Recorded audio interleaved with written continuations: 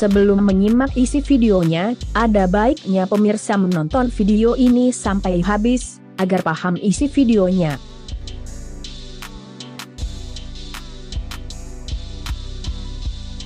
Pasti terbunuh, Korea Selatan ketakutan, nasib 1.600 insinyur pembuat KF-21 Boramae ada di tangan Indonesia. Dikutip zonajakarta.com dari The Joongang, dalam artikelnya terbitan 23 Januari 2022, media Korea Selatan tersebut menyebut perkembangan pembuatan KF-21 Boramae Indonesia dan Korea Selatan.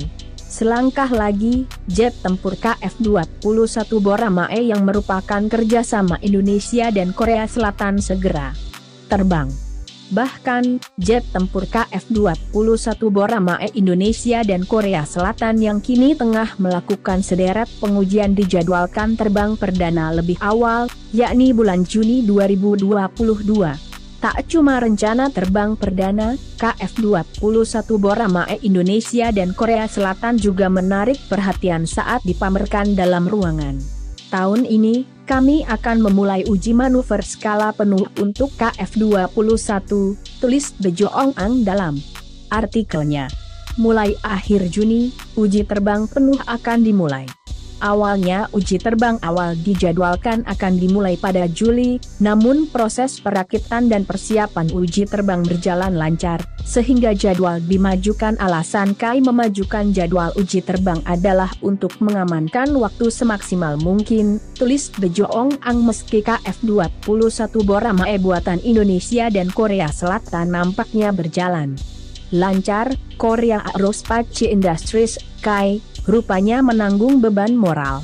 KAI sendiri memikul beban untuk memelihara dan memanfaatkan para insinyur pesawat tempur yang berpartisipasi dalam pengembangan KF-21. 1.600 insinyur Korea berpartisipasi dalam pembangunan, tetapi jika pembangunan dasar selesai cepat atau lambat, mereka akan kehilangan pekerjaan. Dalam hal ini, dikatakan bahwa tenaga pengembangan pesawat tempur yang dilatih Korea Selatan untuk pertama kalinya pasti akan terbunuh, tulis The Joongang dalam artikelnya. Tak cuma ingin membuat pesawat tempur canggih, rupanya proyek KF-21 Boramae yang dikerjakan bersama Indonesia bisa kasih makan banyak orang Korea Selatan.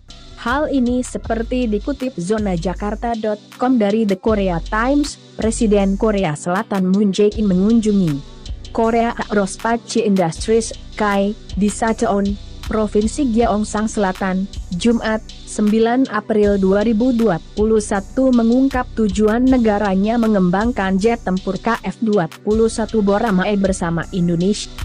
Dikutip zonajakarta.com dari Han Kyureh, menurut pejabat DAPA, opsi pembayaran untuk Indonesia beragam, termasuk perlengkapan militer, produk biasa, sumber daya bawah tanah, dan lain-lain.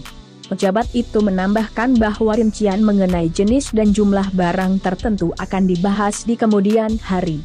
Bahkan jika Indonesia memutuskan untuk membayar dengan sumber daya alam, tidak ada perjanjian yang akan merugikan importir dalam negeri akan ditandatangani.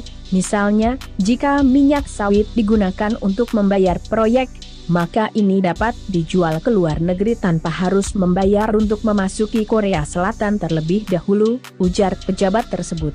Setelah melakukan negosiasi ulang pembayaran jet tempur KF-21 Boramae dengan Indonesia, Komisaris DAPA Eun Ho Kang mengaku sangat puas dengan pencapaian timnya. Ketika renegosiasi kontribusi pembangunan KF-21 Korea Indonesia dicapai pada tanggal 11 bulan lalu, November 2021, Komisaris Kang Eun Ho mengatakan, "Saya 120% puas," tulis media Korea Selatan SBS News.